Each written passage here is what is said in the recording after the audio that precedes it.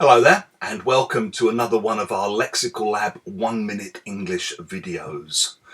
The other day in class, a couple of my students were talking about what I suspect is a common problem many of us have been experiencing during lockdown.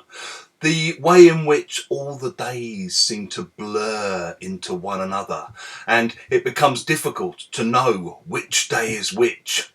One student was complaining about this, saying, I find it so hard to remember what day we're on. It's like it's just become this day, that day, the day after this day. To which the other student responded, I know, I lose track all the time. If you lose track of something, you no longer know what's happening or what's going on with something. So sometimes maybe in an exam you lose track of time and spend too long on one particular question.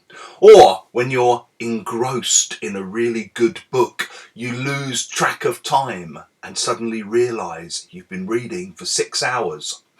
When you leave school or university and friends go their separate ways, maybe a few years later you're catching up with old friends and they ask, do you know what happened to so-and-so? And you might say, well, to be honest, I've lost track of what she's doing.